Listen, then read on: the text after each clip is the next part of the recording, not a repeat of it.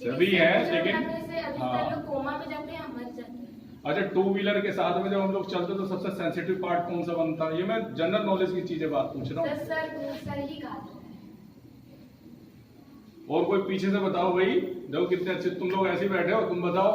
डरो नहीं आप पूछ रहा हूँ, मेरा प्रश्न ये है, टू व्हीलर वाले स्कूटी, मशीनरी वाली मोटरसाइकिल, ट्राईसाइकिल, कोई भी हो, उसके लिए सबसे शरीर का इंपॉर्टेंट पार्ट कौन सा होता है? बताओ, पीछे से बताओ।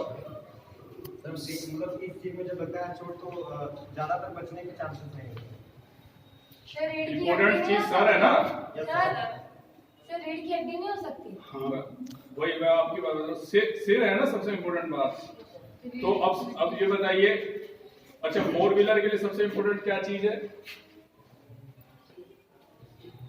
रीढ़ की हड्डी।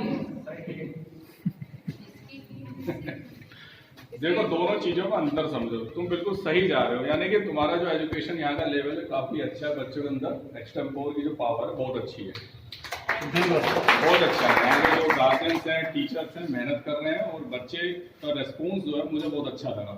देखो बच्चों, ऐसा है कि जो टू व्हीलर्स होता है, टू व्हीलर के बीच में कोई भी चीज आप चलाओ, उसकी स्ट्रक्चर समझो। उसका स्ट्रक्चर जब आप उसको थोड़ा, क्योंकि सब इतने नहीं है जो साइंटिफिक चीजों को ना समझे।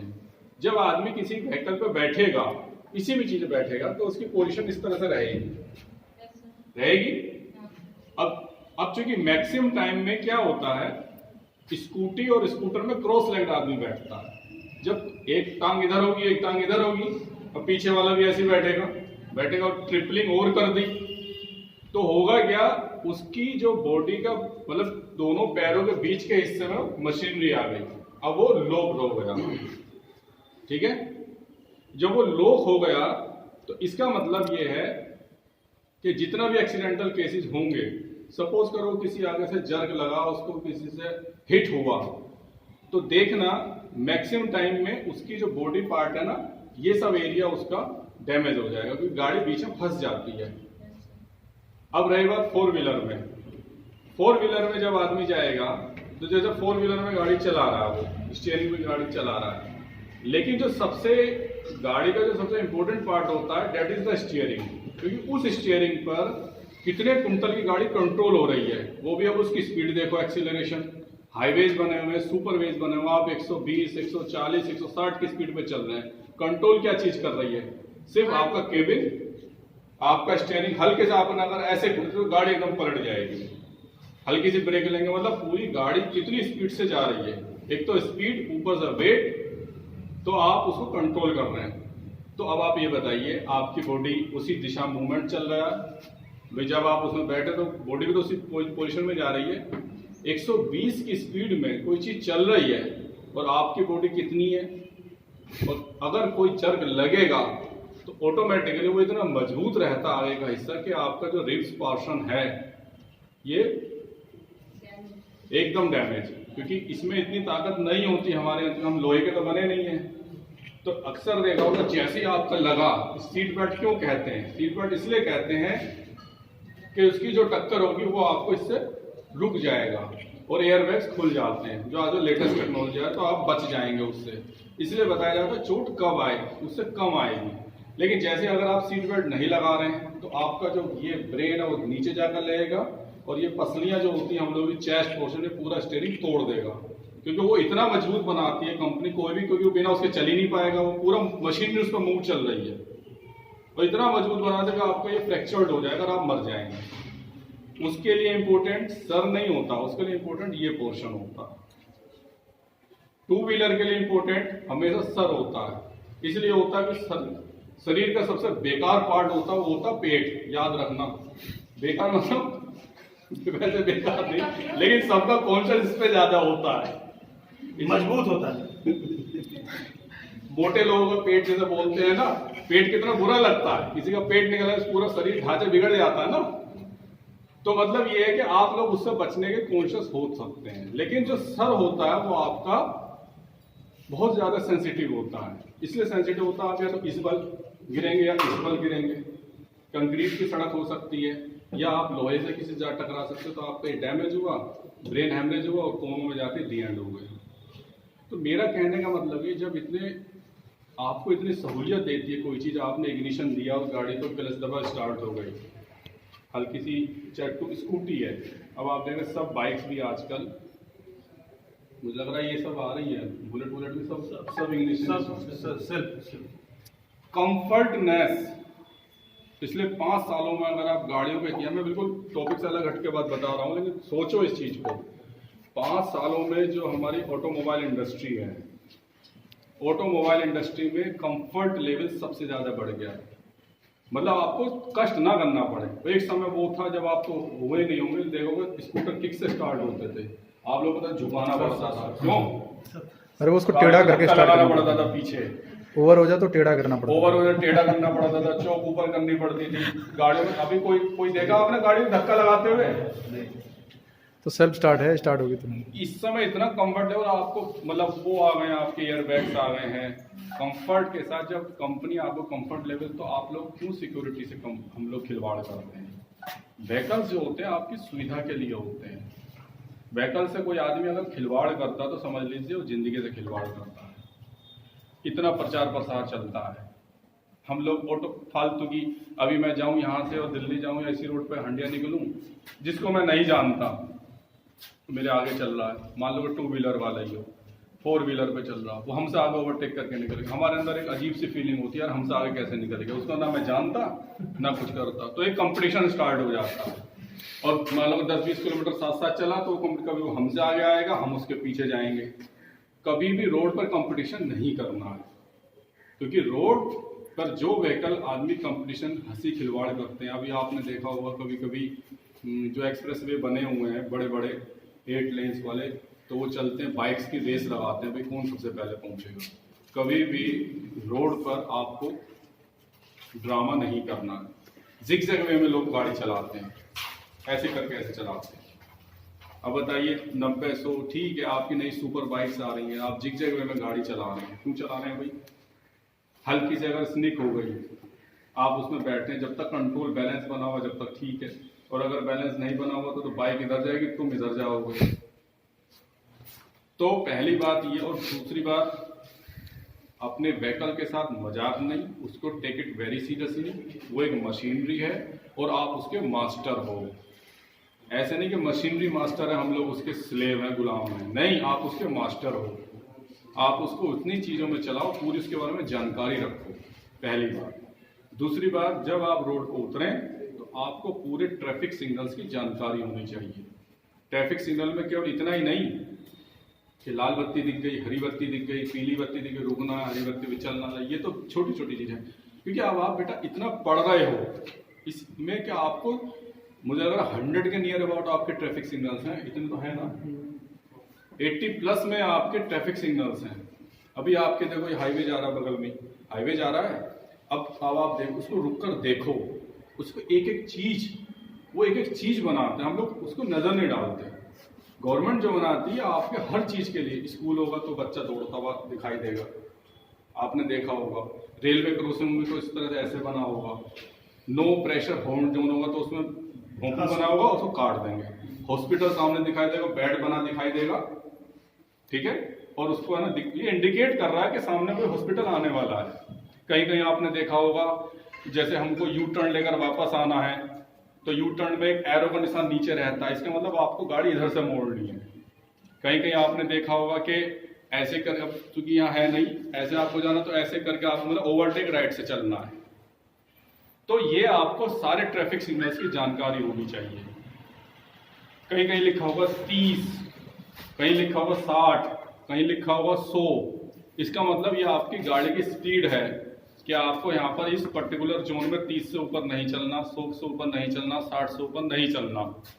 क्योंकि भाई आप यहाँ से, मान लो मैं बनारस जा रहा हूँ, मैं यहाँ से कानपुर जा रहा हूँ, अब मुझे ये तो नहीं पता ना फतेहपुर के बीच में आज क्या चल रहा है।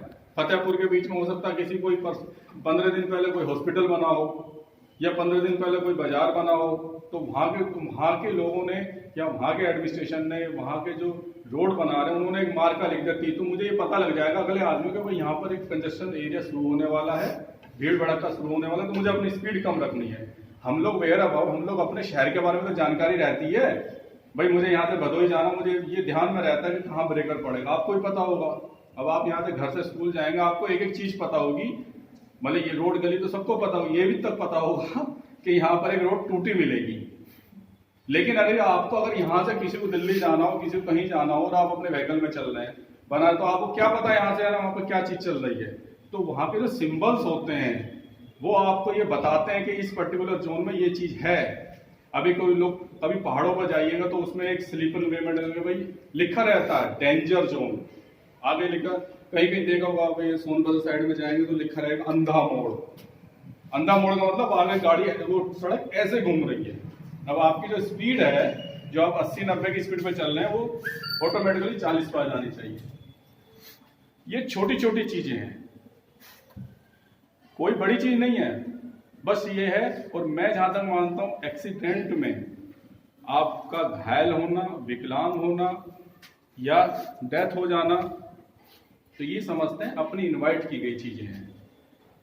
ठीक है, घटनाएं घटती हैं, हो सकता है आप सही चला रहे हैं, दूसरा वाला आपको हिट कर दे, मार दे, उसमें कुछ नहीं कहा जा सकता। लेकिन जहां तक हो सकता, कभी भी ये जो आजकल मोबाइल फोन चल रहा है, 4 व्हीलर वाले, 2 व्हीलर, कोई मोबाइल फोन पर बात करते हुए, मोबाइल फोन पर वीडियो बनाते हुए, कहीं कहीं देखा होगा बहुत सारे ब्रेंडर्स यंगस्टर्स करते हैं, बड़ी गुस्सा भी आती है, बड़ा दुख भी होता है कि जहां मन करेगा वहीं बैठकर टिकटॉक बना लेंगे।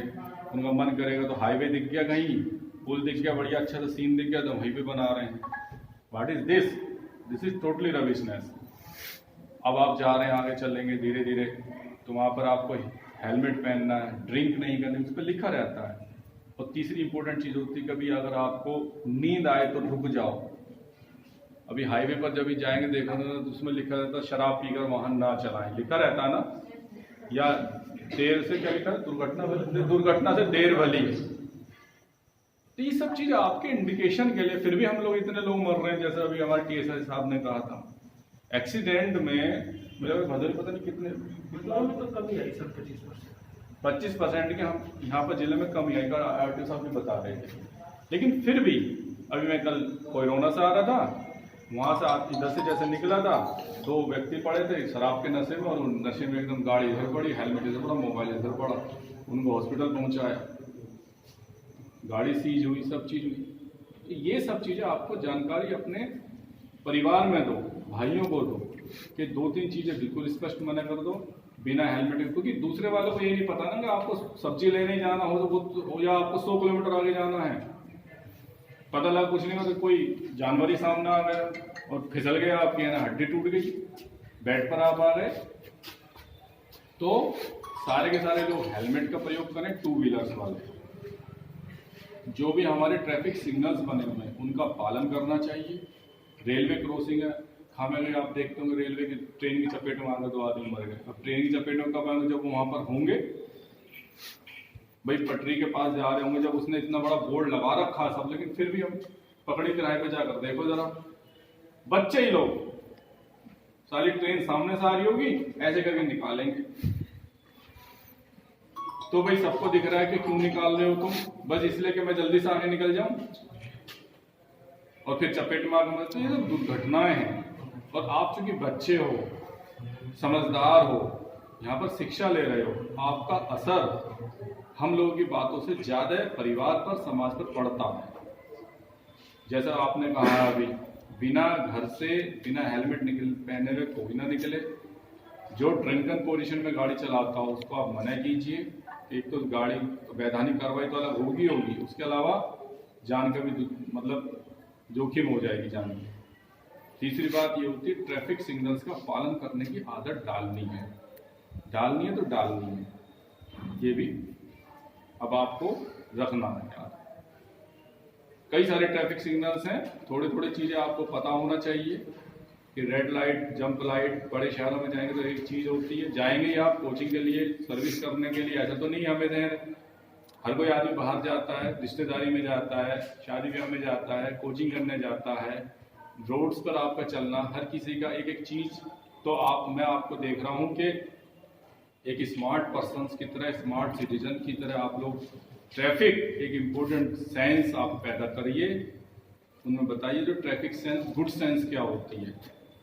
वाहन आपकी सुविधा के लिए है, उसका आप मास्टरी करिए, उसके लिए अनुसार नहीं कि जितना उसमें स्पीड दी आप स्पीड से खेले जा रहे हैं। मेरी बातें याद रहेंगी सबको? अब ये बताओ, इनके यहाँ पर कभी इस तरह की क्लासेस हैं, इंडिकेटर्स क्या होते हैं, फोग लैंप्स क्या होते हैं, डाउन बीम क्या होती है, अप बीम क्या होती है, रिफ्लेक्टर्स क्या होते हैं, लिखा रहता है साइड मिरर, साइड इमेजिंग क्या होती है, ये सब चीज़ आपको पता होनी चाहिए। इसमें जो साइड मिरर लगे इसमें दूसरी चीज़ बड़ी दिखाई देगी, ऊपर जो लगा रहेगा बैक मिरर उसमें छोटा दिखाई देगा, ऐसा क्यों, उसमें डिफरेंस दिमाग लगाओ। सब गाड़ी में आपने देखा होगा कि भाई इसमें इमेजिंग इतनी क्यों हो रही है, उसमें इतना क्लोज क्यों लिखा रहता है, अपीयर्स देख रहे objects appear in the mirror, नहीं उसमें क्लोजर देन इमेजिंग कुछ लिखा रहता है, उसका मतलब समझिए। स्पीडोमीटर में स्पीड के आगे आपने 60 के ऊपर कभी कभी आपने देखो रेड मार्क रहता है, तो रेड मार्क क्यों बनाते हैं, इसका मतलब डेंजर जोन। खुद कंपनी इस चीज को कह रही है कि 60 से आपका अगर रेड सिग्नल दिखाई दे रहा तो क्यों उसको आप कर रहे हो, इसका मतलब वो खुद इस चीज को एक्सेप्ट कर चुके, भाई मेरी मशीनरी 60 तक तो ठीक है, 60 के ऊपर आप जिम्मेदार हैं। फिर भी हम लोग उसके एक्सीलेटर पर ये करके और जाना हो रहा, बहुत रश ड्राइविंग होती है। आप लोग इसको समझिए, ठीक है। और मेरे आने का मोटो सिर्फ यही है कि आप लोग इतनी समझदारी के साथ परिचय दें, तभी आप एक अच्छे बच्चे, गुड सिटीजन।